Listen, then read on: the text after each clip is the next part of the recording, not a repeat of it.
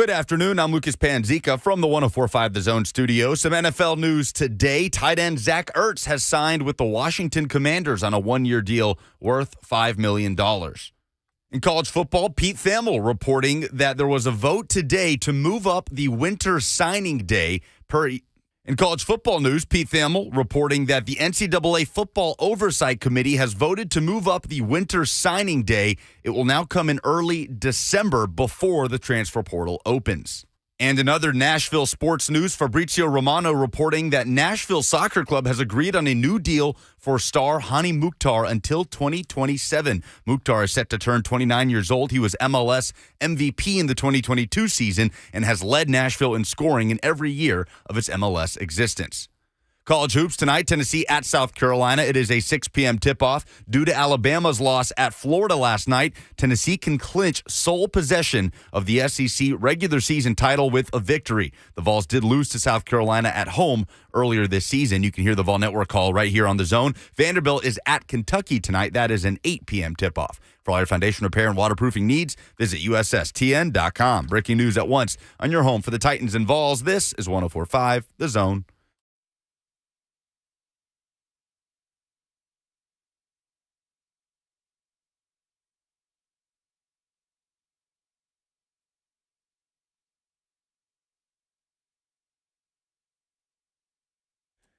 Let's go, Blaine and Mickey. Happy Wednesday to you. 615-737-1045. That'll get you on the show with us. Tony Pauline is going to join in about 20 minutes. Tony Pauline, he's one of those OG NFL reporters. He's always kind of got something in his back pocket. He was talking about the Titans and Mekhi Becton last week, and so he was at the Combine. He was one of the many people who were there. Yeah, so we'll just ask him everything about everything. And then Jordan Dajani, who we ask everything about everything NFL. At 2:20, we'll have him. He's got a really cool article that he put up on CBS Sports, essentially saying something he learned about every team after the Combine or during the Combine. So it's going to be an awesome show today. Tennessee's got to play tonight. They got to play South Carolina. Ooh. Bananas was sweating in the hallway earlier, Blaine. I think he's nervous about it. Look at him. Look at him. He turned his light on in there. I think he's nervous about tonight. Really see how a true fan is and how they just sweated out everything. Just a nervous wreck. Kind of explain where you're at right now. Well, this is what I like to call, and what most people like to call, battered Vol syndrome. And it doesn't just apply to football. It applies to all sports because everyone has been let down by Tennessee at some point, whether it's baseball, basketball, women's basketball, football. It just happens. So you got to sweat these things out, and most of the time it turns out fine. But every once in a while you get that major disappointment. And South Carolina has been a recent point of disappointment, especially with that football team a couple years ago, 2022. So a couple years ago. Yeah, not last year, but a couple years ago. Yeah. Still. So I have faith that they'll win, but I'm still going to sweat it out because that's just the Vol fan in me. Now, okay, that's the Vol fan in you. Do you think players think somewhat like that? Like when things go bad and they've had a lot of bad things happen to them, they seem to just never rise to the occasion. You think they think about that too? The players or the coaching staff? Even. I would hope not. I would really hope not, because that's not how teams win. You can't think like that. So thinking of who Rick Barnes is and what his teams have been like in the past years, I don't think so. I think they're just as confident as any basketball team you can think of. Any basketball player. I know Dalton Knecht thinks, he's the SEC Player of the Year. He's National Player of the Year. He knows who he is. And Zakai Ziegler knows he's one of the best point guards in the country. And they're going to go in there and they're going to expect to win this game. So, no, I don't think they think like this. But not at any point in time. You don't think Rick Barnes think, man, can I ever get past the final 8? Man, crap, I'm pressing. I'm going to make it happen. I'm going to force it. I have something to do with it, and I'm going to make it happen. If he has, it has never seen the light of day. Right. That's what I'm getting at. He will never make it see the light of day. I'm sure it's crossed his mind. Someone probably asked him about it. Like, hey, how do you feel about never being able to get past that hump in the NCAA tournament? I'm sure he's been asked. I'm sure he's had to talk about it, but he will never – I don't think he will ever show worry about it to the public. Maybe in his own mind, but not to the public. Oh, definitely won't. But here's what happens to the actual athlete. They actually try so hard sometimes, that's why they fail. Mm-hmm. They're trying so hard to make it happen. That's why I asked you about the coaches and the players, because I think there's someone in the same ilk there in their thought process that they want something so bad and they know they're right there, and then that's how they blow it because they overdo it. And so that kind of happens in an athlete because, the athlete actually feels like he can control, and a coach can control what actually happens through their mistakes or flaws or great plays. And eventually, sometimes that kind of gets you. It kind of gets you because you just want it so bad. So you just never know how that, influence is with coaches and players, because you just said the players are here, not necessarily the coach. Well, then you don't think they try really hard for their coach? It's a small group of people there that works with the basketball team and the coaching staff and the players, and they're going to want it because they're going to be fielding those questions. Even if the coach isn't or only has done it one time, they're going to have to do it multiple times. So that's kind of what happens. Sometimes the players, all of a sudden, you feel like they're pressing. Well, that's it. And the media has something to do with that. But even though they're just giving the facts, because they're going to say, well, we had nothing to do with that. We weren't here then. That's what they're going to say to players. We weren't here. We went with Rick Barnes at Texas. Right. We went there with Durant. I wish we were. We might have won. None of those guys. We weren't here with Grant and Admiral. Right. But they should say, but we're here with Mr. Connect. He's a different cat, man. Yeah. He's one of the five. I saw this. The the Basketball Hall of Fame gives its own award. Mm-hmm. He's one of the 5 finalists for it. The Julius Erving Award. Oh yeah, Dr. J.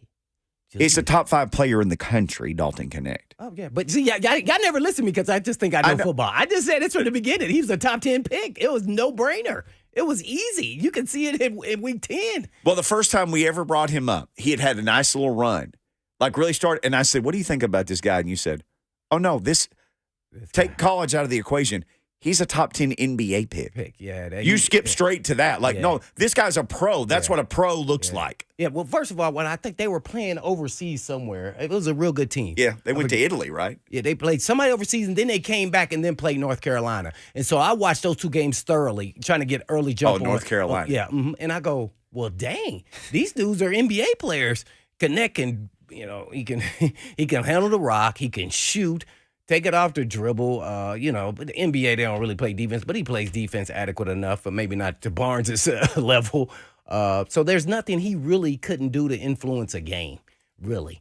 And once you start seeing that and you see his athleticism is off the charts to, those, really not human individuals that play in the NBA, you start saying, well, dang, what would keep him from being a top 10 pick? Only thing that was left for me was his mentality. What was his mental makeup as a player? Was he a killer? Was he a guy that was going to go try to bury you? Or is he just going to go with the flow of the offense? He's a guy like, okay, you're going to keep feeding me? I'm going to keep shooting. If I'm hot, just keep feeding me. And that's kind of what they did. And so you got to see that confidence grow to another level that, I couldn't have predicted that he was going to get to that level and do all those 30-point games. But I knew as far as projection as talent, you could see that pretty clearly. It was now, is it going to result in him scoring more points or less points or not? And then he, put up, handful of 30-point games and almost 40. 6, I believe, 2 39-point games. So, that was – so that the closure was there, once all that happened. But, you could see the talent because everything in the first round is projected on your athleticism. Yeah. And it's even in the NFL. It's the same thing. That's why they miss on a lot of guys. It's because they're going after the freakish nature type athlete instead of the real good athlete that – when you turn on the tape, it also shows that he's a really good football player or basketball player, not just the freakish athletic ability. Think of how many guys get drafted 18th or 15th in the NBA draft, and you're like, this dude averaged 7.9 points per game in college. Mm-hmm. But, he's got every measurable. Mm-hmm. And some of those guys, it works out. And like you said, others it doesn't work out. It's funny, his stats don't really matter. Nope. Who was the kid that came out from Tennessee last year? I thought he should have stayed, the freshman. Oh, Julian Phillips. Yeah, I don't know what he's doing now, but I thought he should have stayed. He needed to build up his body a little bit more, kind of understand who he was going to be as a player. I know he was highly sought after. I thought another year would have benefited him a lot. Where'd he end up? He went to Chicago. And how's he doing? I don't think he plays, to be honest. But checks cash, though. I would not be lying if I say I don't really pay attention to the Bulls. Yeah. Nobody does, but, you kind of follow the UT guys, and I didn't think he was doing really well because I heard his name, but I didn't know he wasn't playing at all. So he was a guy that probably needed another year. Yeah, You didn't see what you see out of Connect. It wasn't even close. So yeah, I'm elated for him and excited for Tennessee and see where they can take this. That's I get the disappointment over the years and especially with Barnes at the helm with his past history even before he came to Tennessee. So maybe see if they can get over that hurdle. I'm actually cheering for him to do it. I really want him to. Man, that'd be pretty awesome. He's played in 35 games. He averages 2 points per game. Just over 7 minutes. Yeah. So. And he averaged, 7 points or something in college? Did he even average 10? He did not average a lot in college. Man, sometimes it works out that way. Is like I remember Kyrie Irving came out or Jason Tatum, where they played only like half of their freshman year and then they came out. And I'm going, well, dang, that guy only averages like 12 points. What does he do? Oh, well, they knew he was highly rated, like #1 player in the country coming out of high school. Right. And you go, oh, now I see. So that's really how I kind of came up with my analogy of college players and watching Connect High was really a no-brainer right off the bat for me. Yeah, to do that, and then, you're always questioning, North Carolina versus the SEC, right? You want to see how that translates. In basketball and baseball, all kind of jumbles together, and sometimes it weeds out some players. But in this case, it was pretty clear he was that dude. Yeah, he averaged 8 points, a little over 8 points per game at Tennessee. Oh, yeah. In 32 games. Yeah, and there'd be games when the game is over and you weren't really even talking about it. No, it was a lot of games like that. Yeah. I remember watching him, and his biggest thing is he was so passive offensively. And everybody knew he had this ability to get to the rim, and he could do it, and he just wouldn't. He would play so passively. He would always look to pass, and he would never take it himself, even though everybody knew he could. He wouldn't put himself into that extra gear. And even that was even against like those out of conference teams that they play at the beginning of the year just to kind of build their wins up a little bit. Like he wouldn't even do it then. So I think he maybe had like 1 or 2 games where he really showed some flashes of that. But then majority of the game it was, all right, I'm gonna just sit back and part of that was, and I think this shows where Rick Barnes has changed a lot. Is Rick Barnes has never been known for letting that offensive guy just go after it. And this year, what do you see? He's letting those offensive guys go after it. When Dalton connects on one, he just lets him go. But yeah, he was just so passive to me. Just never really used those tools that he had. Tell you who's never passive. Tony Pauline. That rascal gives his opinion. He's even got something about L'Jarius Sneed that will be very interesting because there's a rumor the Titans are interested in trading for L'Jarius Sneed. Let's get to all that and more as we talk NFL with our man Tony Pauline of SportsKita.com. Jason, Jim, take phone calls in the final part of the hour. You can hold and check in at that point. It's Blaine and Mickey, powered by All Four Seasons Garage Doors.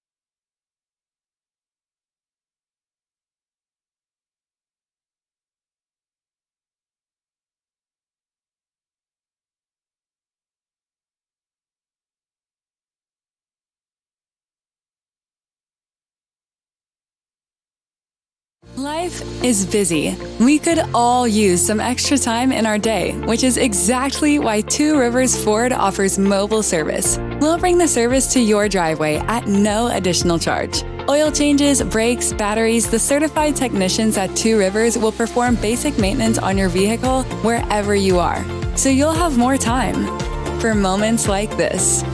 Schedule your mobile service appointment by scanning the QR code or calling Two Rivers Ford today.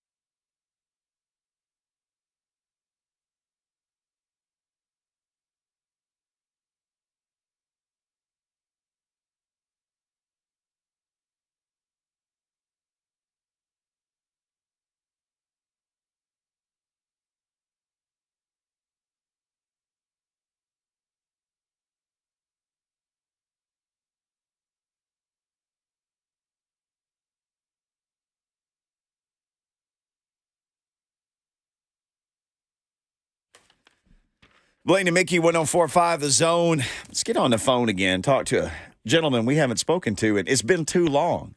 Tony Pauline up next. Tony, how in the world are you doing, man? Did you have a good trip up to Indy for the Combine? It was long. I mean, you sit around all day, wait to get information. I went to all the workouts. It ends late, and you get up the next day and you do the same thing. But it was solid. It was fruitful, I guess.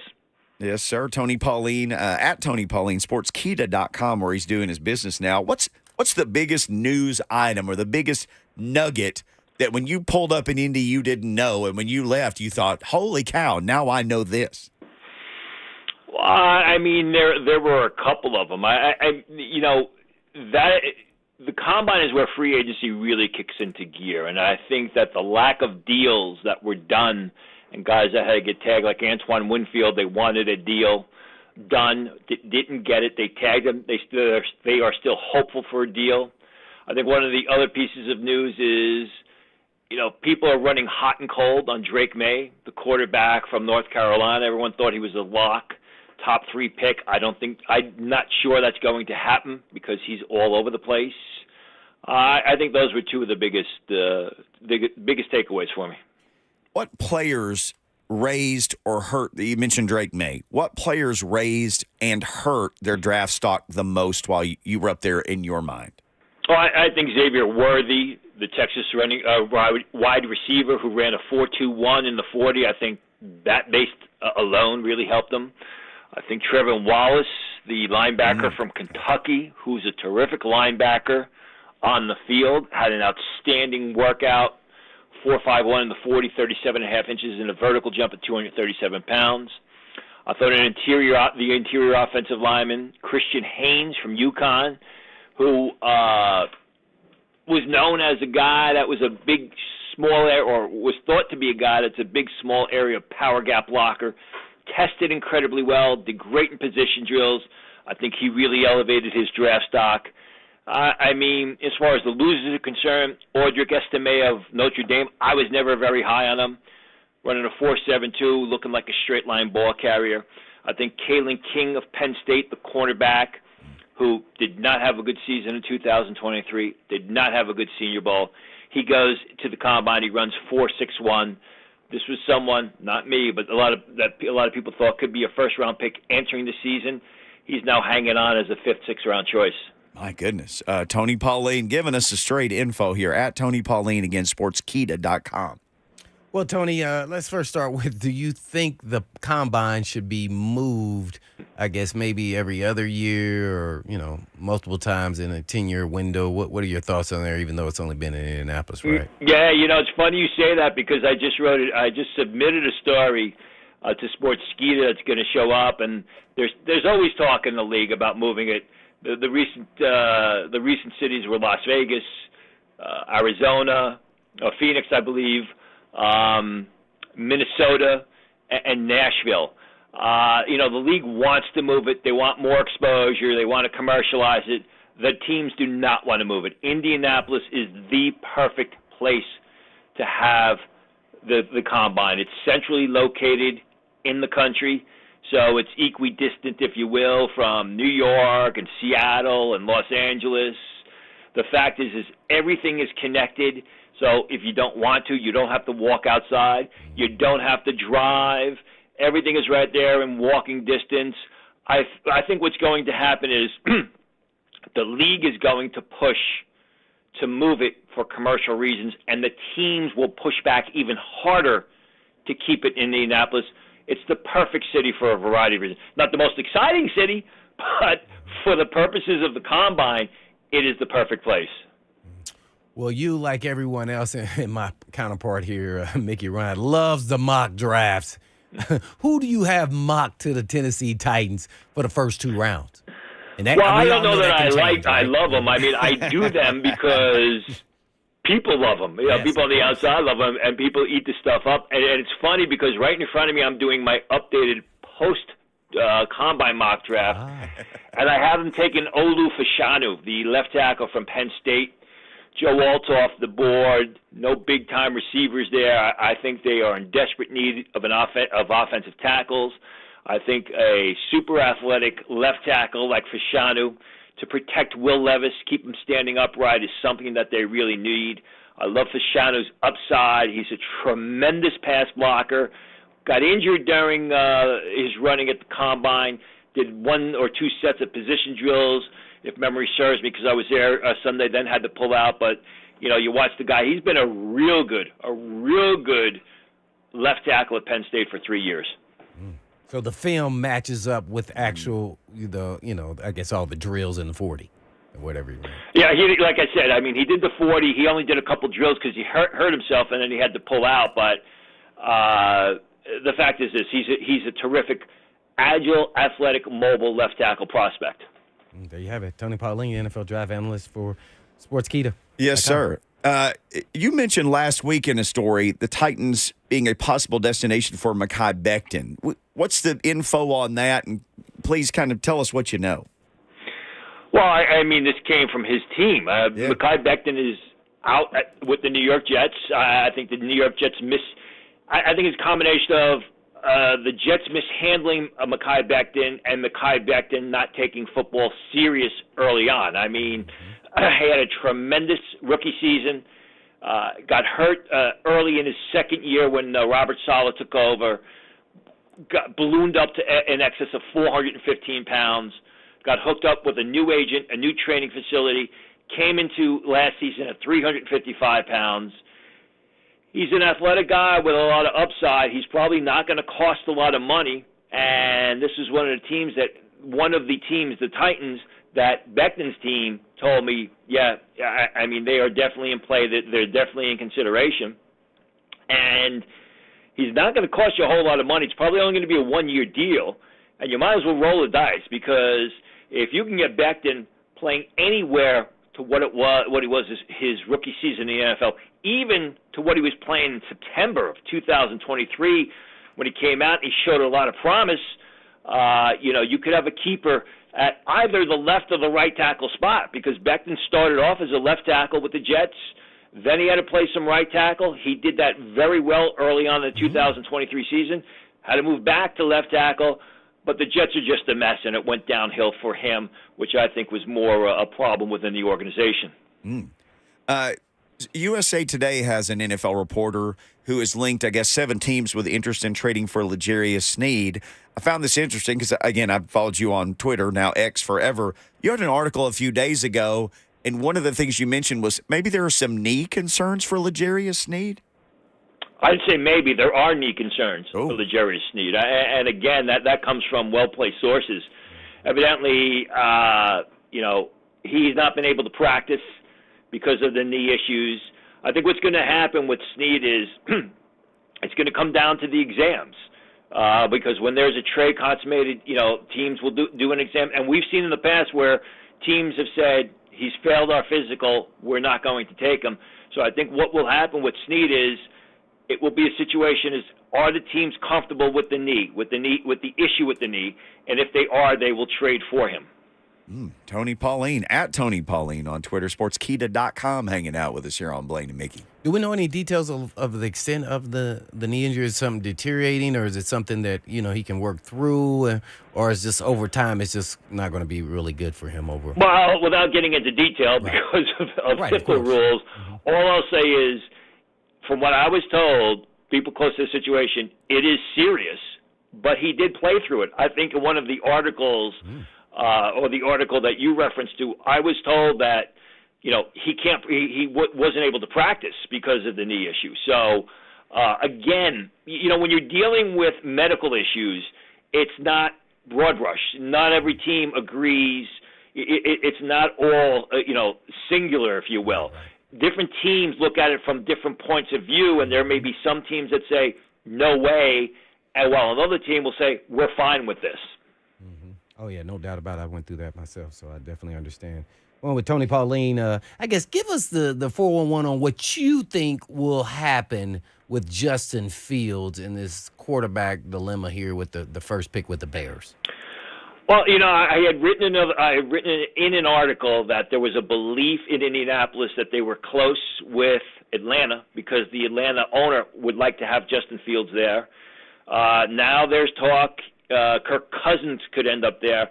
It's an interesting situation because you have three quarterbacks in Justin Fields, Baker Mayfield, and very likely Kirk Cousins that will are going to be free agents or pending free agents, are going to be traded.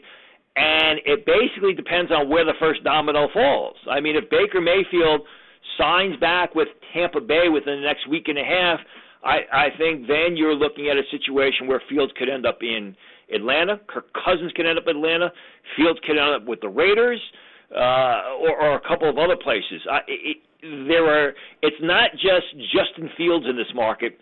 There are two other quarterbacks, Baker Mayfield as well as potentially Kirk Cousins. So it depends on where that first domino falls. Well, we're on with Tony Pauline. And I know we were talking about offensive tackles, but do you think with the, limited amount of guys available at tackle in free agency, or you tell me if it's any different, does that then change the thought process for GMs who need tackles and that they may not get one in free agency or have to focus on the actual draft? Well, there are a ton of offensive tackles in the NFL draft. Offensive tackle is the strongest position in the free agency, in the upcoming draft. So, I think what it comes down to is, do I want to spend, $10, $15 million or whatever it may take to get a tackle in free agency where I could get one in the draft, basically control them for 4 to 5 years at a cheaper cost. Okay. So that is what the conversation is going to be this year, especially in a draft where you're going to have good offensive tackles through the third round. Oh, okay. So it's a deep offensive tackle draft. Who are some of the free agents outside of Becton, I think, and Tyrone Smith, I think, from the Cowboys? Is that his name, right? Who else is available off the top in that top-tier free agent NFL offensive tackle? Yeah, there's not that many. I think it would be Smith. I wouldn't even consider Becton a top-tier free agent. Jonah Williams of the Cincinnati Bengals, who I think is on his way out. There was talk they were going to trade him. Played some left tackle for the Bengals, was moved to right tackle. Some people even like him on the interior, but that is another name to keep an eye on. There you have it. Tony Pauline, NFL draft analyst.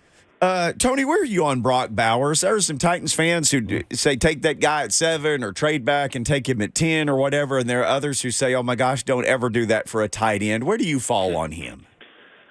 Well, I don't know why you wouldn't want to do it for a tight end. I mean, you look at the two most recent dynasties, Kansas City and New England, they both had great quarterbacks, and they also had big playmaking tight ends. I mean, Jason Kelsey and Gronkowski. So, when you can, although granted those guys were second-round picks, they weren't early first-round picks.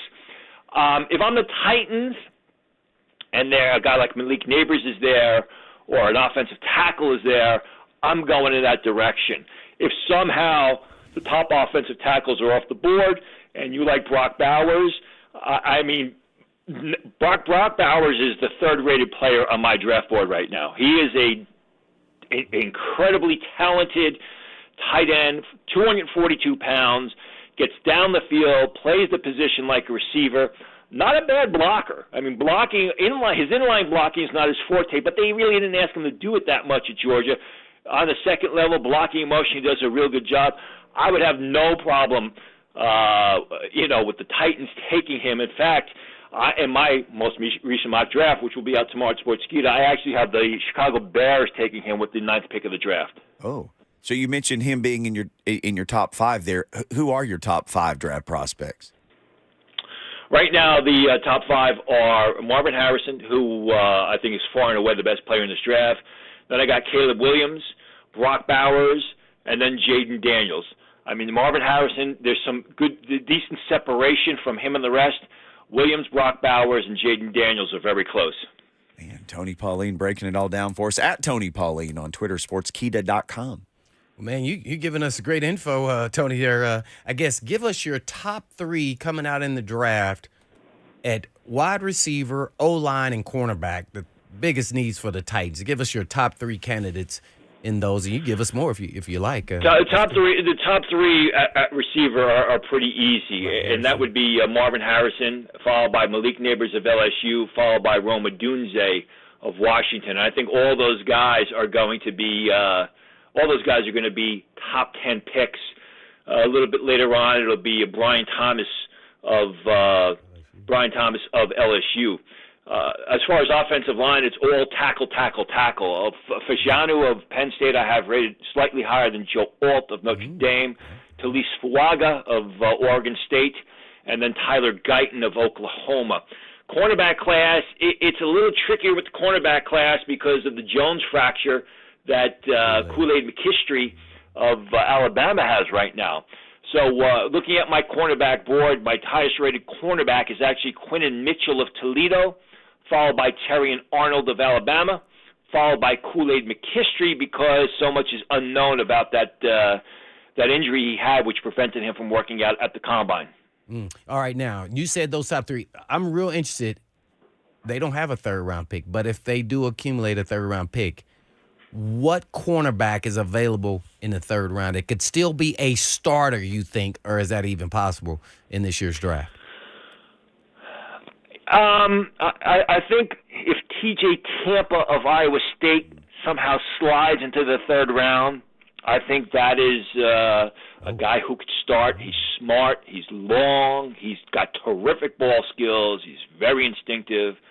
I think Kalen Carson of Wake Forest is another guy, 6 foot tall, 195 pounds, very athletic, needs some polish in his game, but a guy who I also believe you could get in that third round area. I do like Chris Abrams-Drain of Missouri a lot in that third round area, but he's under 180 pounds, so I don't know if you're looking, if you're looking for a nickel guy, he probably could start for you at nickel. If you're looking for an outside guy, I don't know that he's got it. Any thoughts on some of the guys that were franchise tagged or who wasn't? No, I don't think there were any surprises. I mean, Josh Allen being franchised by the Bills, I think what that means is they're going to go not by the Bills, by the Jaguars.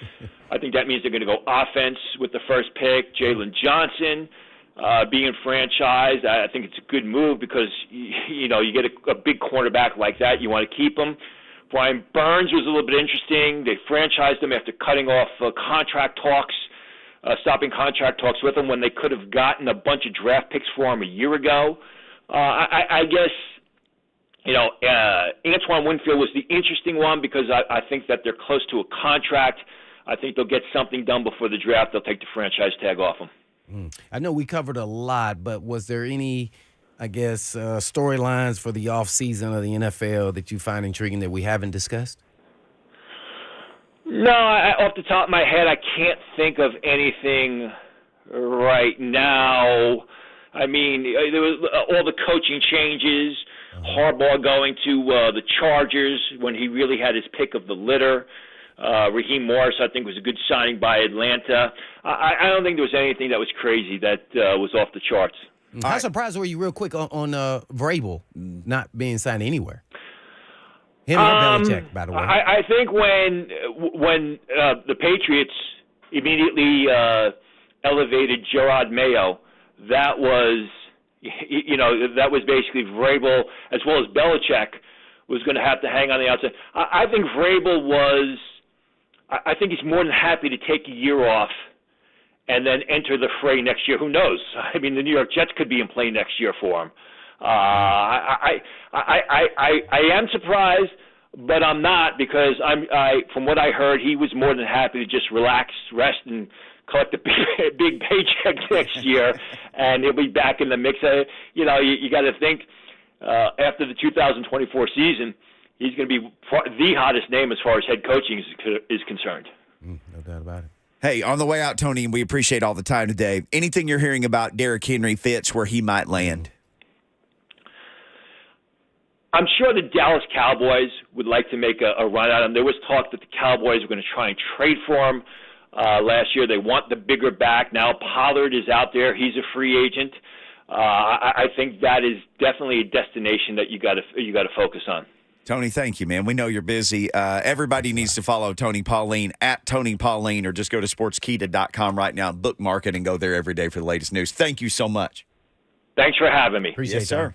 Tony Pauline, big Led Zeppelin fan, too. We've talked about them before. He is a big music guy. All right. Any of that you want to react to? There's a lot to get to. Also, Jason in the Burrow wants to get into a little bit of our first topic as we started the show about athletes pressing under pressure. We can take phone calls. We can take your thoughts. Phone lines are open, 615-737-1045.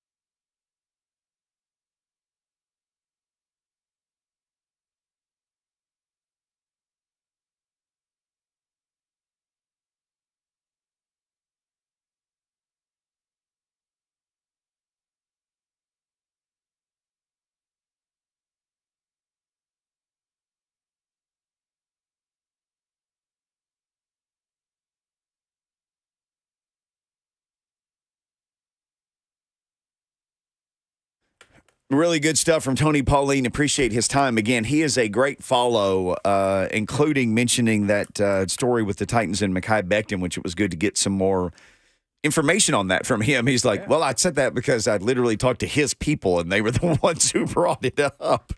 So, experienced guy, as he said, and this is what we talked about last week when we saw this and brought it up, had a nice rookie year. And then things kind of tailed off. He mentioned a weight problem and needed to get serious and battled through some stuff. But you were saying in the break there, Blaine, you get that guy in on a 1-year prove-it deal. Hey, man, you come here and play great. You'll make all the money in the world. Right. You'd be a free agent tackle again. Yeah. And guess what?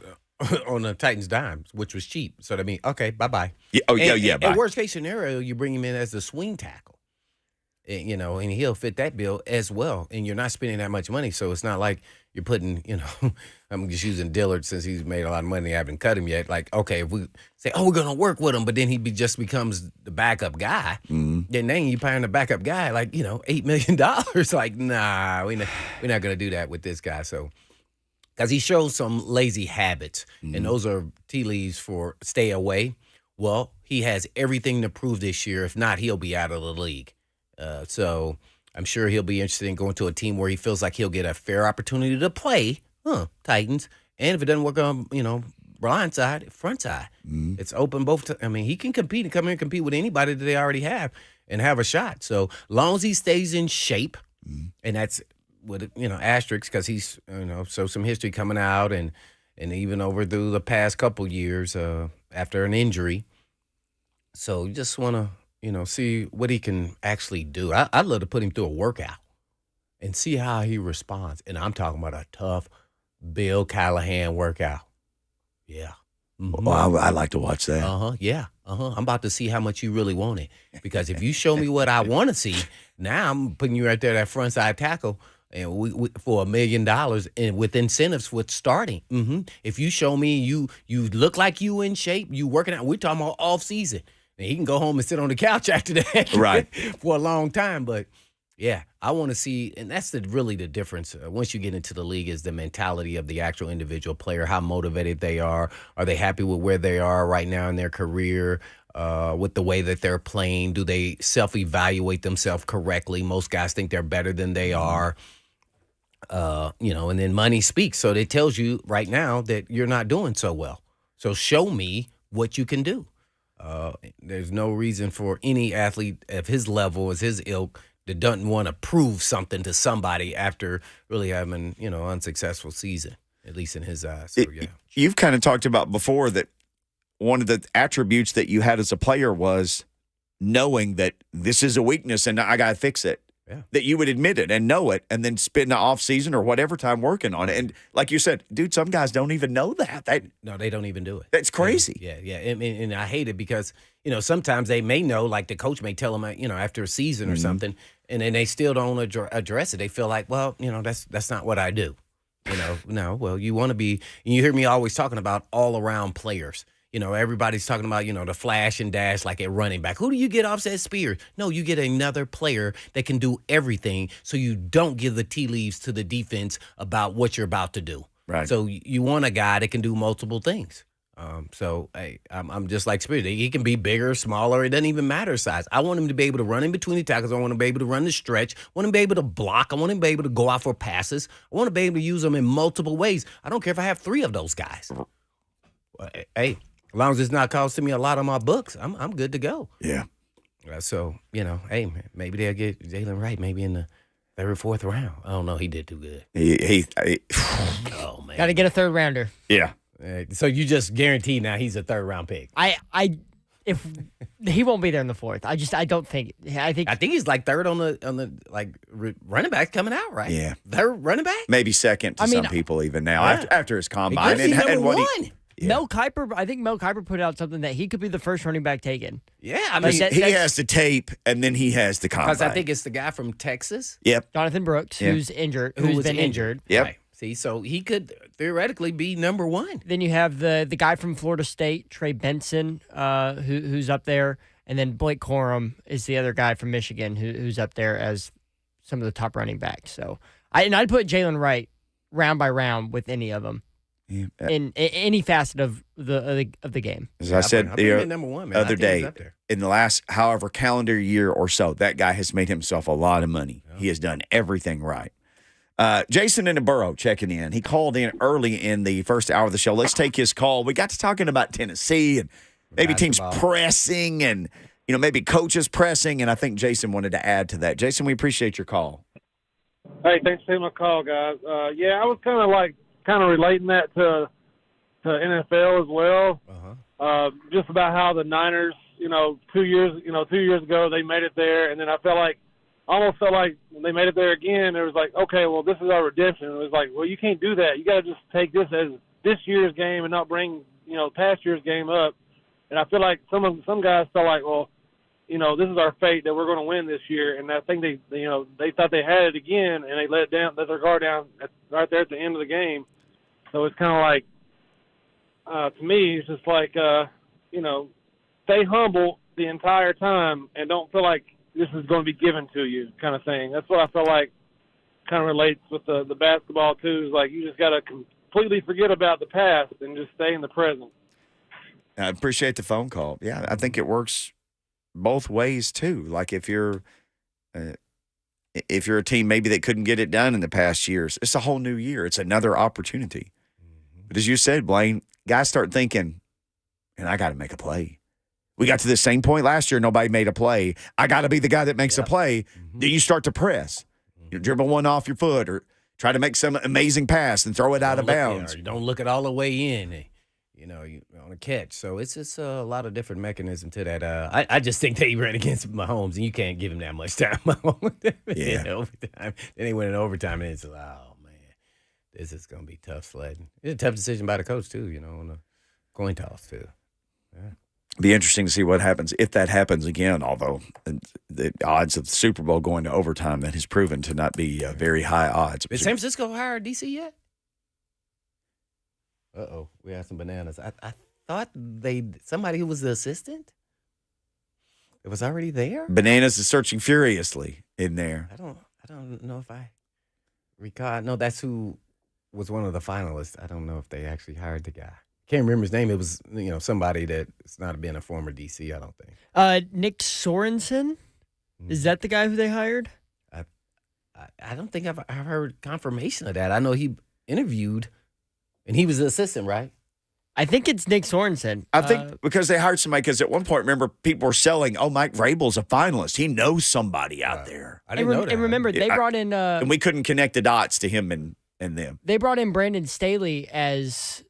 the associate head coach? Yes, they did. So, and, he's a defensive guy. So, it's a guy that I guess they expect Sorensen to lean against. Oh, lean on. Okay. He'll be their Schwartz. Pretty much. Yeah. Like Schwartz was here. Yeah, now Schwartz is himself again. It's Nick Sorensen. He was but their Schwartz defensive. Was not given the title of assistant head coach. He was not. He was the defensive passing game specialist with the 49ers. Right. They promoted him to DC, and then they brought in Brandon Staley. Got you. So they got it done. Let's promote ourselves to hour number 2. Let's do that. So there's a rumor out there linking the Titans to a possible trade for L'Jarius Sneed. There is a way, maybe, that this could be done. I connected some dots. I'll show you the dots in hour 2. All the dots. Does it include his knees? I don't know about those. We get an eval.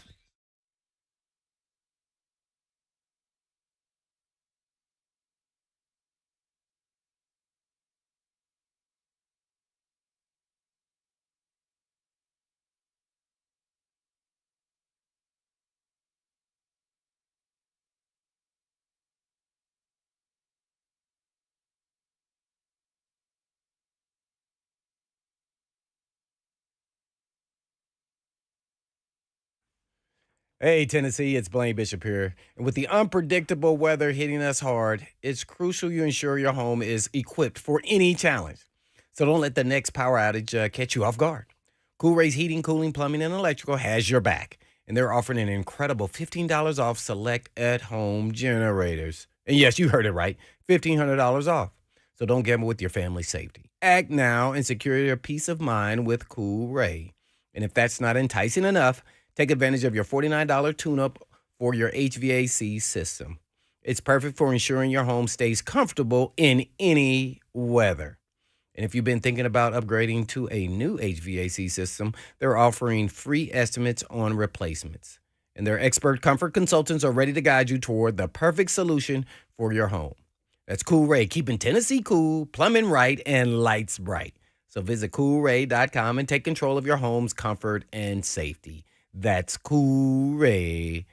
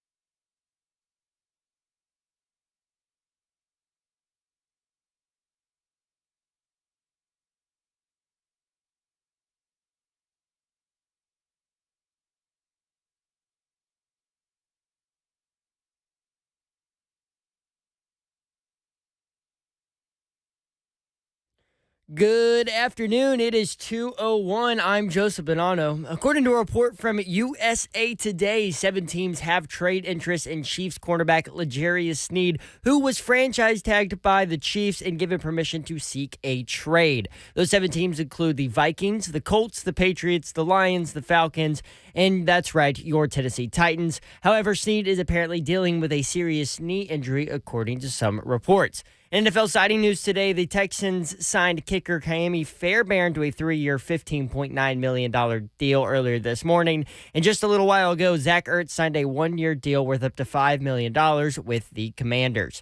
In college hoops, the SEC women's tournament began today. Kentucky beat Georgia to advance to the second round, where they will face off against the Lady Vols tomorrow afternoon at 1:30. Last night, Florida beat number 16 Alabama 105-87 in Gainesville to set up a huge opportunity tonight for number 4 Tennessee as they head to number 17 South Carolina looking for some revenge. A win tonight for the Vols would make them outright SEC regular season champions for the first time under head coach Rick Barnes. They shared a portion of the regular season title with Auburn a few years ago. Tip-off is at 6 p.m., and you can catch the entire Vol Network call of the action right here on The Zone. For all your foundation repair or waterproofing needs, you need to visit USSTN.com. Breaking news at once on your home for the Titans and Vols. This is 104.5 The Zone.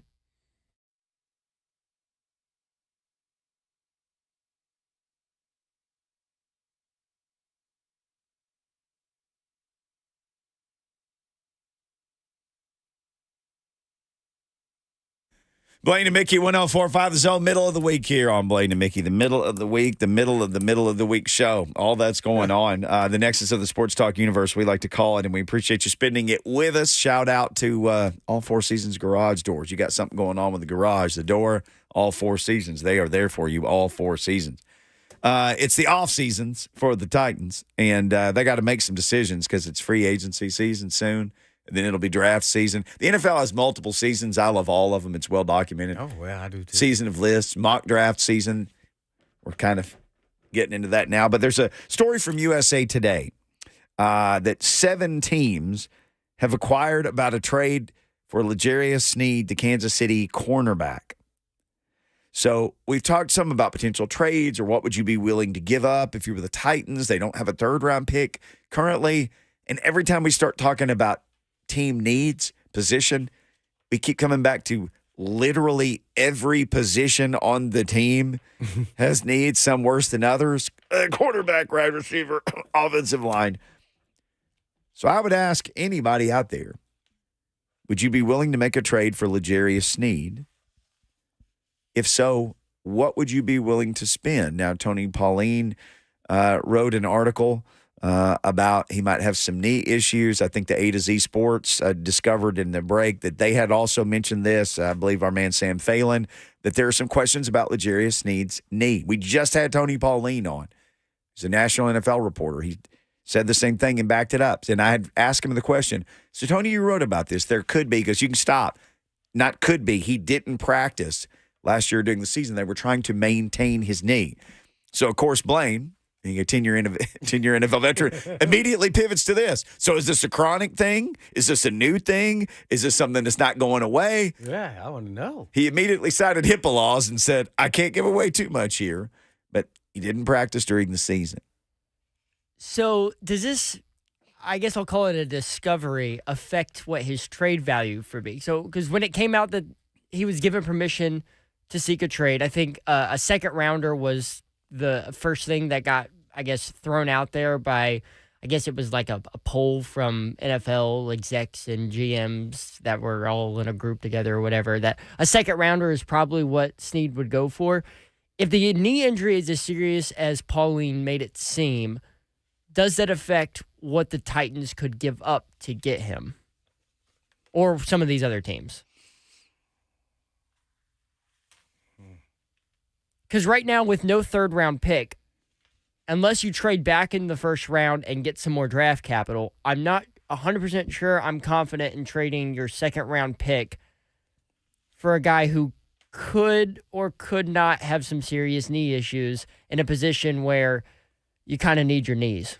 He's 27, because I wonder how close is he to 30, because 30 for running backs, cornerbacks, that's a number people seem to watch for that position also. Not like running back, but they do. He's 27. He'll play this whole season at age 27. He doesn't turn 28 until January of next year. I'd love to know the extent of the injury before I even comment on that. But what I can say is He said one thing about Kool-Aid, who's a different player, guys in college going to the draft, that's going to drop his stock. Well, for me, with the Titans being in a position with no third-round pick, I would probably, not understanding the whole extent of his injury, but it's kind of scary just listening to that. I'm not trading anything for him right now until I know more. I gotta see what the actual issue is. Is it just like a ligament, he can get it fixed, or is this something chronic? And then if it's chronic, no, you're in the business of running. Yeah. You are a runner. You are a sprinter on the track playing cornerback in the National Football League. So, man, and then you just go out there and just watch his performance in the playoffs and all the different turnovers and things that he did. And there was times he also had some guys wide open. They just missed him, even in the Super Bowl. So, yeah, with that being said, I'm to be determined with Snead. And I've been a Snead advocate, never heard that. Even coming out of the draft, you hadn't heard people talk about the free agent guys and where they're at, and that's where he hears all that information. So it's always hard for me to know if it was legit or not. Yes. Like, is it something that's really like going to be carrying over, or is something that he just, like I had a torn meniscus and I played the entire 6-8 weeks it was with a torn meniscus. I just didn't practice all week. And then when the season was over, I got it fixed. Right. So I don't know if it was something like that, or is it something like, oh, man, in a couple years, his knee is going to be dead. Like, what? It's bone on bone. Okay. No, I don't want to hear any of that. So I don't know the extent of his injury. I know he couldn't really give it to him. I was going to see if he was good, but It was worth a shot. Yeah, that was worth a shot. So I just, when you're a wide receiver, cornerback, and you're in the business of sprinting, a knee is always going to be significant. If you're O-line, D-line, maybe even quarterback, where, if you're just a pocket passer, I could see you getting by with that. But nah, I can't do it. I need to know more. If not, I'm out. It's like Shark Tank here. I'm out. And for that reason, I'm out.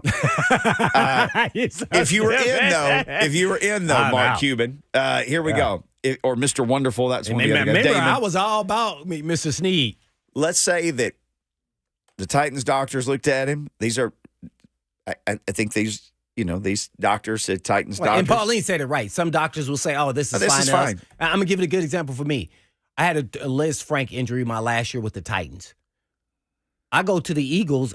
There was one of the teams that said, "Hey, man, oh shoot, we about a month and a half away. This thing is healed. We're good to go. We just fixed somebody else's, and yours is already fixed. So we just need to do the last month of rehab." Okay. And they were like, yeah, "That's exactly what they said." Okay, and I was like, "Okay, okay, that's good. Let's keep moving."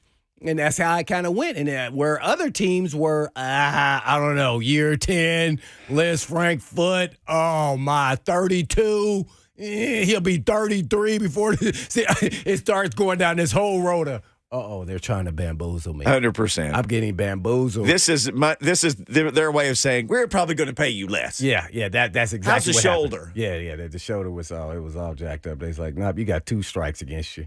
So yeah, so so it can happen. Maybe some people say I get less, so that's why I throw out no second-round pick, no third-round pick. No, I got to be a clean, straight-up deal.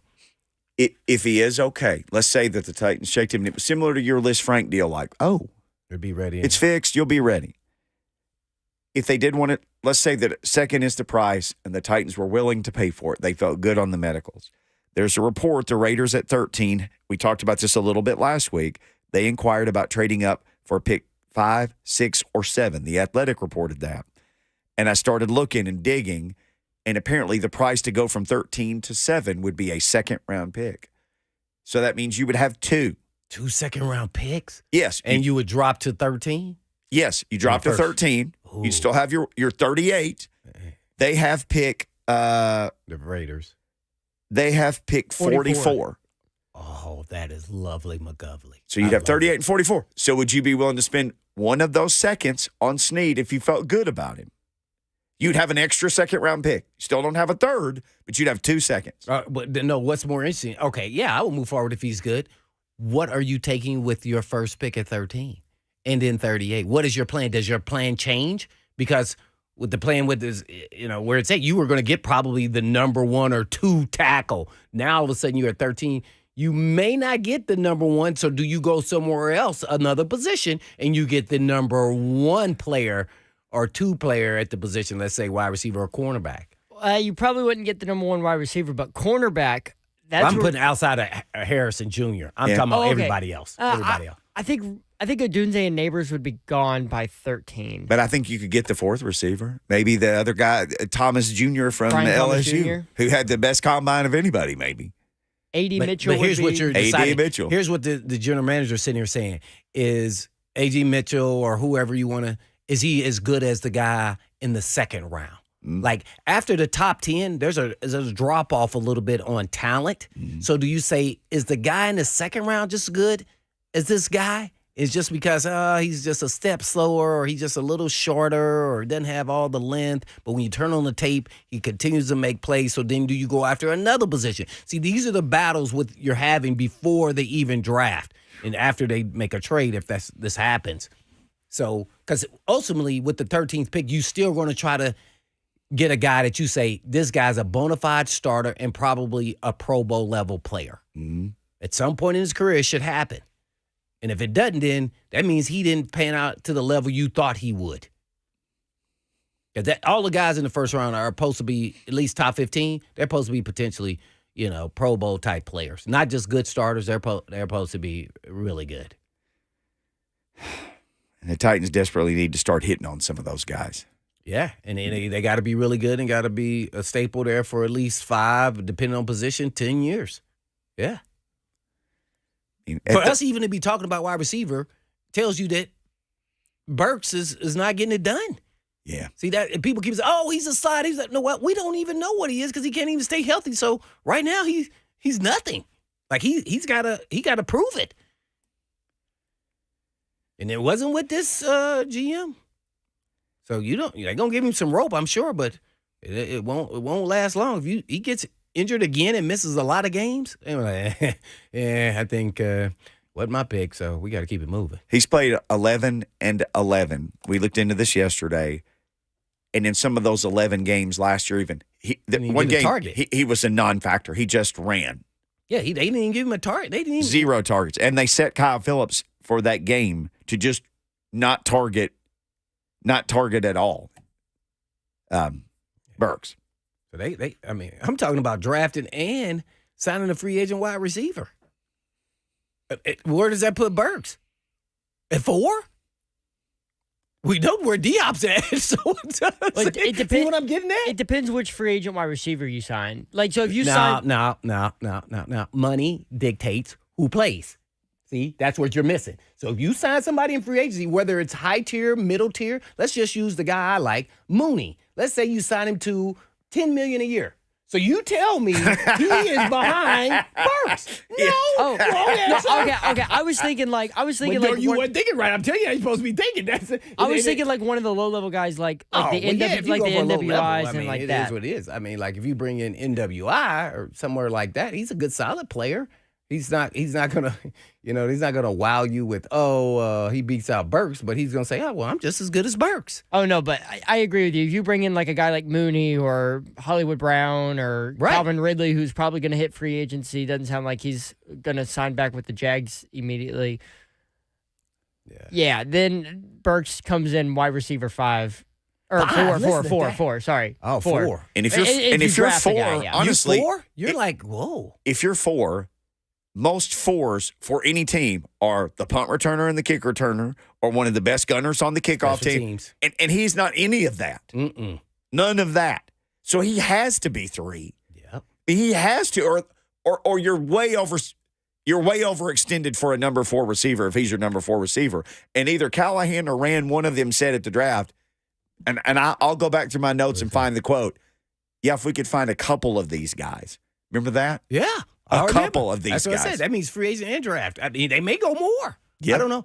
I don't know if it's the year to go splash. I think a lot of people are saying they were going to do that with Evans, but I wouldn't have done that. But that's what they were thinking. I get it. So now who's else out there can you get a splash? You can say, Mooney type players or more, Hollywood Brown. I don't get caught up in the name. I get caught up in the production. Yep. And the only thing that tells me about Mooney that he didn't produce is he got injured. Then all of a sudden they had a lot of quarterbacks. And then you don't know if he's inside, outside. I don't get caught in the inside, outside. Good receivers, guess what? If you can run routes, you can play anywhere. That's why I'm real big, if anybody's listening, on route running over speed. Because we see all the time guys getting open that are not fast. Like fast. Like, oh, all the guys are fast, but I'm talking about fast. Diop is not fast. I sure saw him catch a lot of deep balls. Yeah, but he's not fast. That's not part of his game. You don't say, oh, speed immediately. No, you don't. You say, oh, man, this guy is a great route runner. He knows how to manipulate the DBs. Run after the catch is pretty good for a tall guy. Plays in short area, quickness, he's really good. Great hands, combat catcher. That is a last. You won't even have it on the list. See, so speed gets overrated to a certain extent. It's about what can you do as a football player and does it translate to what you do. Now, if you're a fast guy and use your speed to set up how you run your routes, now it's a different ballgame. But a lot of speed guys, here's what I'm going to tell you as a former DB in the National Football League, a lot of speed guys don't run routes really well. And they run the go ball, but you say, I just got to get on my horse and I got to run and I got to go, right? All right, well, that should set up everything else. Nope, doesn't translate. It hasn't translated for a lot of players. That's why I wanted yesterday when they went through all the speed guys, some of the fastest guys at the combine ever, only one guy on there had been successful in the National Football League. Yeah. When you talk about the top five, that was CJ2K. I tell you who else has been successful, Jordan Dajani. He's successful writing about the NFL for CBS Sports, and he will join us next on Blaine and Mickey, powered by All Four Seasons Garage Doors. Stat dump.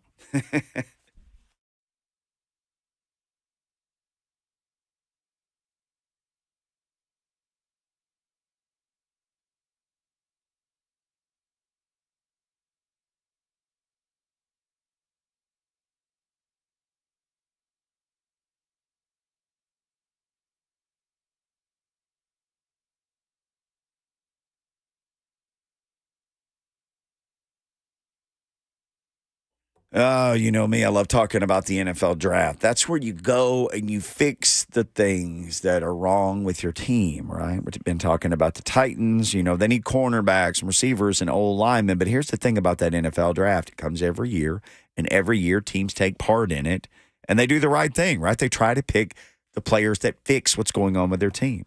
Well, maybe you got a problem. Maybe you've been losing your hair, and you need to find the best place to draft yourself some new hair. Matter of fact, PAI, WeGrowHair.com, they're waiting for you to call them. They're your first-round pick when it comes to this. They have got it all settled. They've got all the science. They've got different ways to help people, too. So if you're a lady, if you're a gentleman, and you're losing your hair, maybe you just started the journey. There's ways they can help you. Maybe you lost it all a long time ago and you'd like to get it back. Well, guess what? They can give you your hair back, your confidence. You can look like you looked in the pictures that you like to look, right? Help you feel like you want to feel. They can do all that, but they can't help you if you don't call. If you call now, if you call anytime, they'll give you a free consultation and a free game plan. It's like their draft war room. So don't wait. Call PAI Medical today, 615-376-6010, or go to WeGrowHair.com.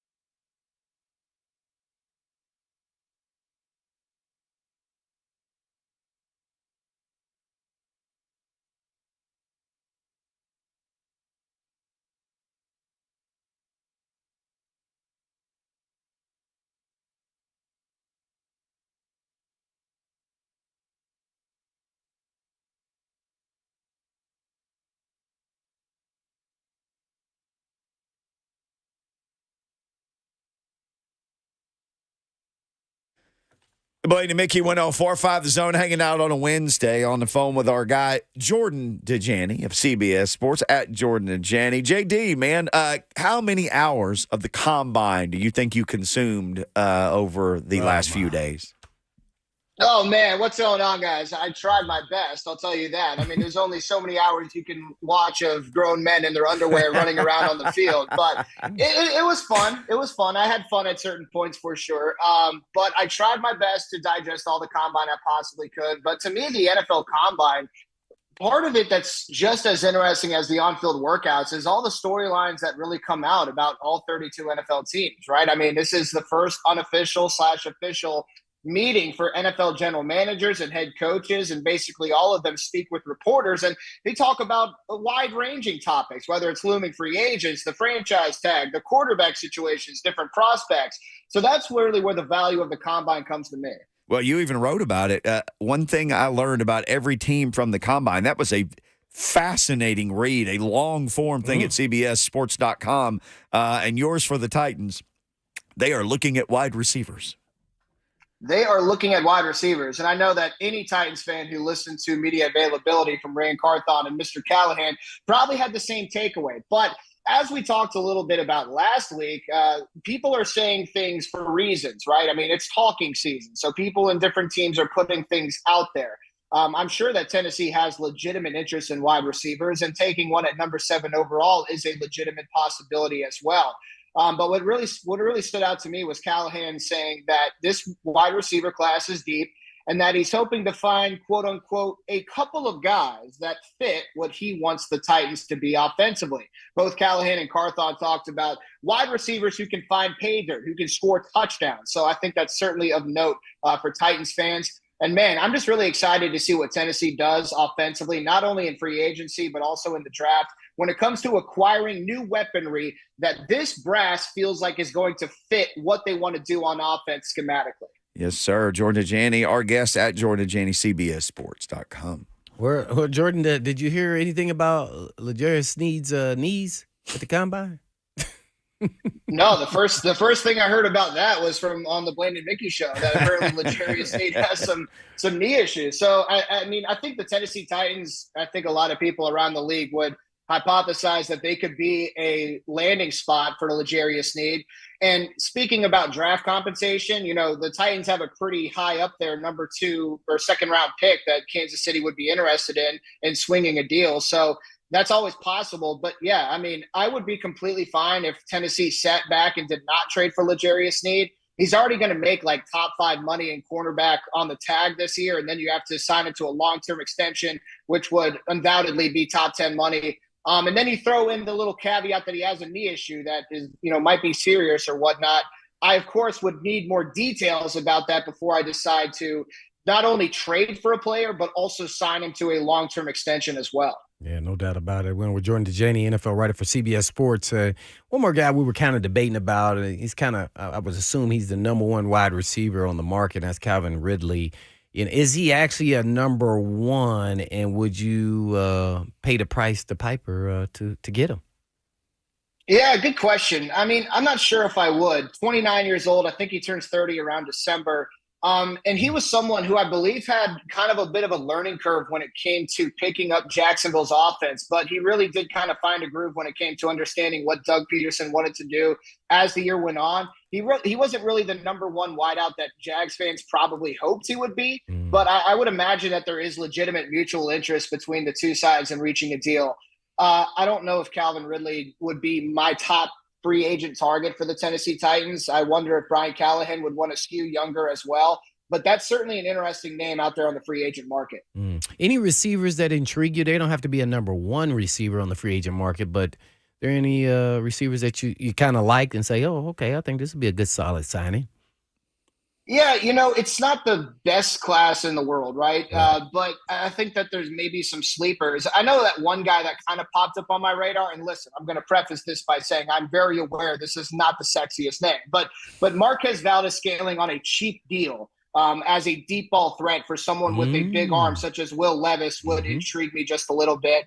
You know, I think that who else is out there? I'm not even sure off the top of my head. But, I think that there are certainly – Marquise Brown is another guy, but I think he would come too expensive for Tennessee to consider. Braxton Berrios is a guy from Raleigh, North Carolina I'm familiar with, who is a really good special teams guy, good slot guy who could get the most out of an offensive coordinator, sees potential in him.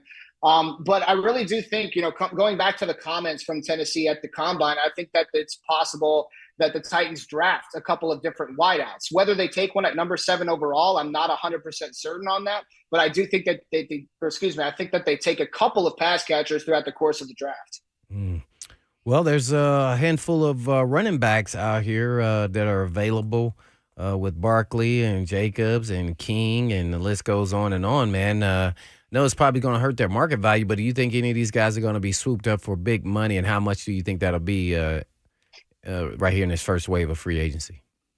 No, I don't think any of these guys are going to get quote unquote big money. And we talked a little bit about this last week, saying that, if you think that running backs were mad last offseason, just wait until we get to free agency this time around, because the market is saturated with legitimate talent. Some of that legitimate talent is on the older side as well. And I think we saw the beginning of my prediction kind of come true at the franchise tag deadline, because no teams wanted to franchise tag running backs. They looked at that number and they said, it's too high for 1 year. We can find somebody else who can run our offense. So that's just going to hurt more running backs here out on the open market. I think that if there were a couple players that were worth paying a little bit more money to, I think Josh Jacobs is one to keep an eye on. I know that Spot Track has him around $10.5 million per year AAV.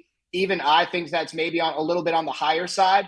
But I also have an eye on Derrick Henry too, because I think that even though while he's a little bit older, he still has some tread left on the tires. And I think that there are a couple of contenders who could be interested in his services. So maybe a short-term deal that's approaching that $10 million a year territory. I don't know if that's too high, to be honest with you. But the Dallas Cowboys, I really think he's going to Baltimore. I've been consistent in saying that for multiple months now.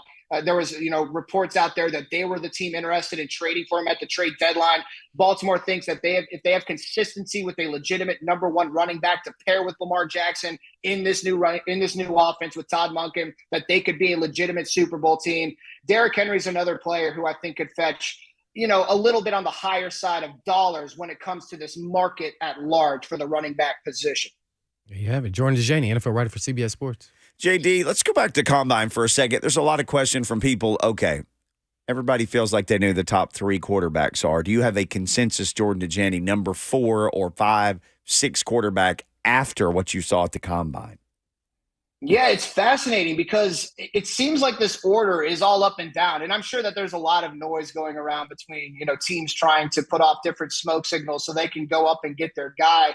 I think the number 1 for me is definitely Caleb Williams. But when it comes to number 2 and number 3, man, I'm so divided because I think the reigning Heisman champ, Jaden Daniels, is a stud. But is he the number 2 over Drake May? I feel like Drake May throughout this pre-draft process is not getting the kind of respect that he deserves. In fact, I saw Chris Sims recently come out with his list, and he has him at like number 6 or something crazy. I think that Drake May might be my number 2 quarterback in this class. Now, as for the quarterback that comes after that top 3, that's where it gets really interesting. I think there is this large amount of hype behind J.J. McCarthy of Michigan. And listen, I'm not going to try to pretend like I'm a draft expert with you guys, but when I watch J.J. McCarthy at Michigan, the Wolverines, of course, found their success running the football and playing defense. So all you can go off of is the situations where McCarthy was forced to stand in the pocket and make those kind of NFL throws. And there's maybe not as many situations compared to players like Caleb Williams or Drake May. But McCarthy is someone who seems like he's garnering a ton of pre-draft hype. I don't necessarily see it just yet, but he's definitely in the running for that top 4 spot. I'm expecting him to potentially go in the first round compared to someone like Michael Penix Jr., who absolutely has the legitimate NFL arm talent needed to be special in this league. The question is his health. The question is consistency when it comes to laying throws. Penix Jr. is someone who's intriguing to me. Bo Nix, who's played college football since the early 2000s, it seems like, is an interesting candidate as well. I don't know if he's going to be that number 4. So I'm kind of stuck between Penix and J.J. McCarthy for the number 4 spot. Speaking of quarterbacks, the Russell Wilson era, Let's Ride era, has ridden out of town. You wrote about this and rated the Russell Wilson trade the second worst in NFL history, only behind, of course, the great Herschel Walker. Mm-hmm. The great Herschel Walker trade. I mean, a lot of people are coming out with recency bias saying the Russell Wilson trade was the worst in NFL history. I mean, part of the Russell Wilson trade definitely had to do with the extension that Denver gave him before he even played a snap for the franchise. That's a reason it's one of the worst in NFL history. I still think the Herschel Walker trade was terrible, considering that the Cowboys were able to build a dynasty off of the draft compensation they got from Minnesota. But as far as Russell Wilson goes, I mean, guys, there was no right decision here, right? You either move forward with an expensive quarterback you don't like, who is under contract through 2028, or you take on the largest dead cap in NFL history. I would have moved on too. I mean, Russ was better in 2023 than he was in 2022, but he was still not good in my opinion. He ranked 20th in yards per attempt. Those 6.9 yards per attempt was the worst mark in his entire career. And Sean Payton was petrified to run his offense through Russ, who at times was passing up on throwing the ball to open receivers down the field. And after he lost to the lowly New England Patriots on his home field in Denver back in week 16, the Broncos benched him because of that absurd injury guarantee in his contract and because of his play as well. So once again, the Broncos are in the mix for a quarterback, and they aren't really in position to splurge on one either because of this dead cap hit. That's very true. Jordan and Janey breaking it down for us from CBSSports.com. Well, yeah, Russell definitely played bad last year to a certain extent, but they're also offering up both of his receivers. So I'm wondering if it was more him not trusting receivers, was it the offense and the execution? Was it just Sean Payton was never going to be in his corner as soon as he showed a little slippage that he was going to move on based off what he's seen the year before? So that's all kind of interesting to see. Where do you think Russell Wilson will land? I love that you brought this up because I don't know if you guys have noticed, but I have been the subject of ire from Titans fans over the past couple of days because I did a piece examining some potential landing spots for Mr. Limited. And I had your stereotypical Steelers and Falcons in there. But if I was a GM looking for a starting quarterback, to be honest with you guys, I would not be very interested in Russ as a starter. Him on a veteran minimum deal makes him more attractive, sure, but bottom line is I'm not very high on him. So when I did this landing spots piece, I wanted to include a landing spot for him as a backup. And if you guys had to name a team that was in the market for a veteran backup who could help in developing a younger, big-armed quarterback, who has big-time potential, who likes mayonnaise, it's the Tennessee Titans, right? So I don't think Russ to Tennessee is quote-unquote likely. But what I wrote was if Russell Wilson accepts his role as a backup or does not find interest to be a starter, that opens up an entirely different market for him to explore. And the Tennessee Titans, as we know, are one team that is looking for a veteran backup quarterback. Now, again, I don't think that's likely. I think that one of these teams ends up taking Russ on a veteran minimum deal to compete for a starting job. But in my opinion, I think that we should be talking about Russell Wilson as a potential backup in the NFL. Well, we got two D tackles out there. I think, Chris Jones too, as well as Wilkins. You see those guys signing back with their current teams, or is one going to be on the open market, you think? Yeah, Chris Jones is a fascinating one, and I think he was a big winner at the franchise tag deadline because he was not tagged, and I don't think it was likely he was ever going to be tagged since the cost for that one-year deal would have been absurd. But what's interesting is now that he can leverage these other teams' interest and what those contracts would be against what Kansas City could offer him. And if I'm Chris Jones, who, again, I think is the best defensive tackle in the NFL, he's going to shoot to pass Aaron Donald at $31.6 million per year. I don't know if he gets that. I think he can settle somewhere under 30 with incentives to boost it. But you saw him at the Chiefs Super Bowl parade, right? He talked about I'm coming back for the three-peat. So I absolutely think that there's mutual interest between the two sides. Where they land financially is going to be fascinating to see. But you never know because he's free to explore other opportunities. So nothing is a given at this juncture. Now, when it comes to Christian Wilkins, I mean, I absolutely love this kid. I think he's feisty. I think he's fun. I think he's a leader on the defensive side of the ball. I don't think he's going to return to the Miami Dolphins. I think that he's someone who is going to find his money somewhere else out there on the open market. And when it comes to potential landing spots for him, there's any number of teams that can find a talented interior defensive lineman who can also add that element of pass rush up the middle, still on the younger side as well. So Christian Wilkins is one of the more fun players to watch in free agency, in my opinion. Woo, all the stuff. You got several great articles that you've been piling up at CBSSports.com, and I know there's more to come. Everybody needs to follow Jordan at Jordan Dajani. And then, of course, CBSSports.com. You can see all the draft stuff, and Jordan and his crew always writing great NFL stories. Man, we appreciate the time and all the info today, buddy. Hey, thanks so much, guys. It was fun. Go Vols, beat South Carolina. Dalton Connect is the white Michael Jordan. Enjoy the game tonight, guys. They got to win that one. Hey, are you nervous? Man. You nervous, JD? Of course I'm nervous. I'm always nervous when the Tennessee basketballs are playing. I But told you maybe guys. I shouldn't be, right? This Right, is the no, I biggest know. game of the year. We got it, baby. I'm excited for it. Yeah, okay. Connect can be the white Larry Bird. There you go. There you go. Well, I mean, that's kind of redundant. All right. Thank you, JD. All right. When we come back. We mentioned the possibility of trading back to 13 with the Raiders, and then would you trade for Snead if you felt good about his knee? Tons of people in the F&M Bank chat have weighed in on this, like all kinds of info. I want to go through a couple of these scenarios when we come back. They know the prognosis and These what's people wrong are with his knee. They did an investigation as we thought. These people are GMing like crazy in this chat. We'll share some my. of those with you when we come back.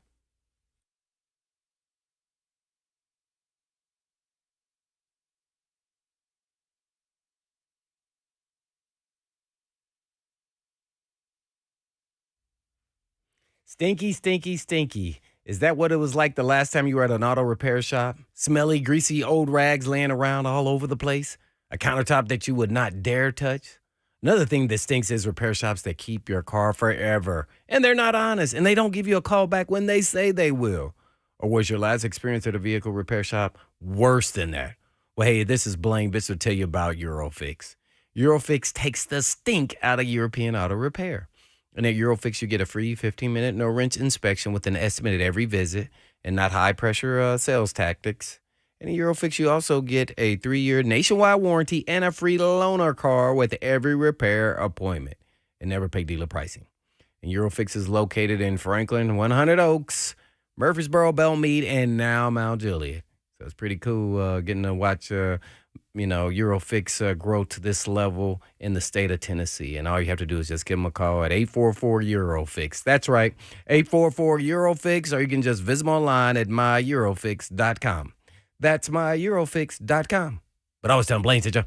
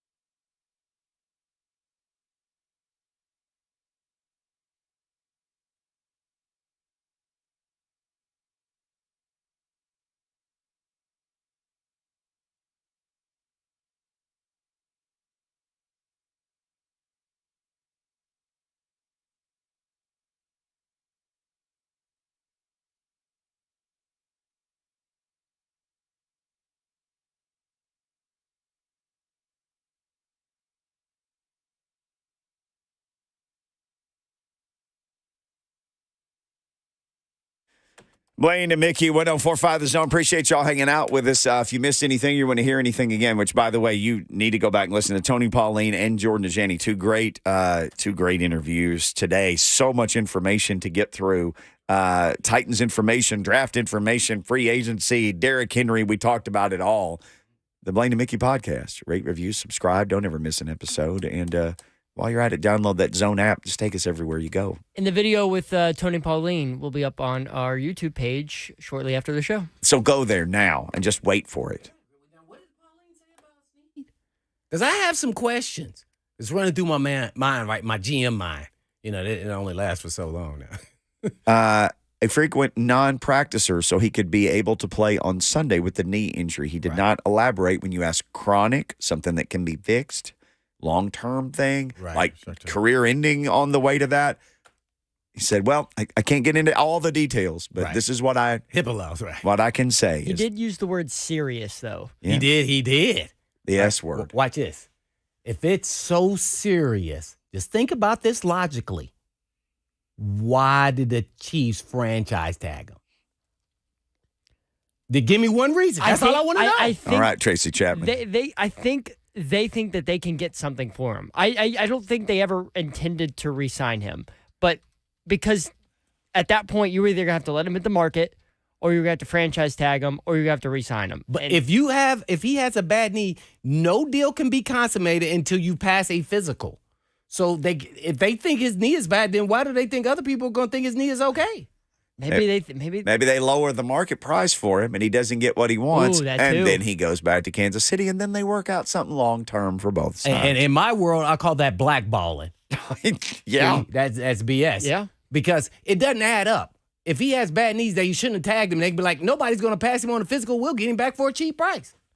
Well, helps them and out. then maybe they are thinking that, just not as cheap as I'm thinking that they may get him for $15 million a year.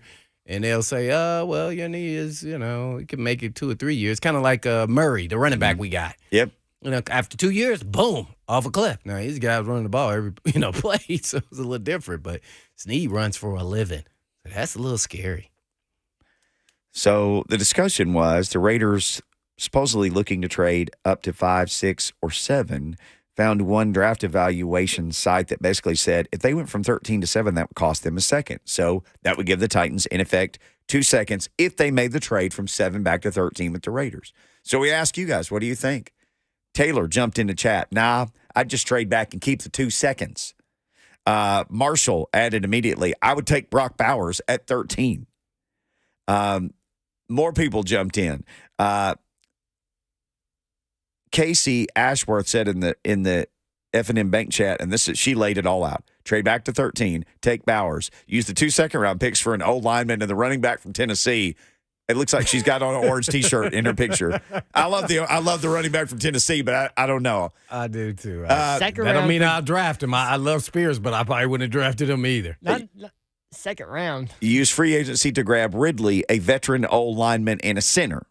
So the veteran old lineman, that's a whole nother road that we went down today with Tony Pauline, where he mentioned Mekhi Becton, the former, maybe soon to be former Jet. He will be, I guess, released when the new league year starts, that he could be a target for the Titans. And Pauline said, absolutely.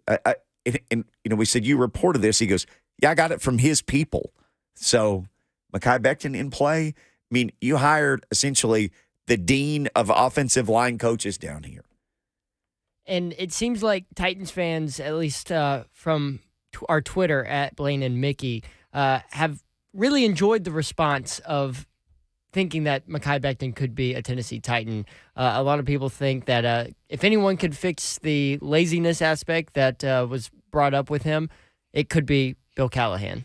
Oh, cool. Well, maybe it'll happen. We shall see. Man. A lot of options. A lot of excitement here. Let's see what's going to happen here. Man. By the way, the Bills are cutting Jordan Poyer. That news came out just a few minutes ago. Yeah. A lot of safeties on the market right now. It is, Blaine, your old position, there are so many safeties on the market right now. Good players. What year is this for Poyer? He's 32. He's been at it for a while. 7 seasons with the Bills. Yeah. And he was with somebody before that. Was he with the Falcons? No, whoever was he with in the beginning? Was the Bengals? No, Green Bay. Might have been Green Bay. Yeah, I think it was Green Bay. But, yeah, I don't know if I 30. I retired at 33. I don't know. 32 kind of. Eagles. He got drafted in Eagles. 2013. I knew it was somebody. Yes. He played with the man. Eagles, the Browns, and has been with the Bills for the past 7 years. he really. He had 100 tackles this past year with Buffalo. Yeah. So, yeah, I'm not too high on him. There have been others who've been put out there. If you're the Titans and you yeah. need somebody put beside Zamani Hooker, there's veteran options available. Oh, yeah. I think that's not going to be an issue. Somebody is going to be on the market. I don't think you have to rush to kind of make that decision if you're looking to a veteran, safety. You pay about 5 to 7. Yeah. Mm-hmm. That in another position, I want a vet center. I would like to have a veteran center because you're going to have a bunch of new guys. Well, I'd like to have an OG in the middle, tie it all together. Didn't the Dolphins just cut somebody? They cut 2 linemen, didn't they? One was a linebacker for sure. Yeah, they cut a linebacker. Well, I know that they didn't tag Christian Wilkins. Yeah. That was kind of the big one. I haven't seen anybody else. All right. We'll wait through some of this. We'll get at it again tomorrow because there's just guys dropping like flies, good veteran players, and we'll continue this discussion tomorrow on Blaine and Mickey. But in the meantime. In between time. Peace.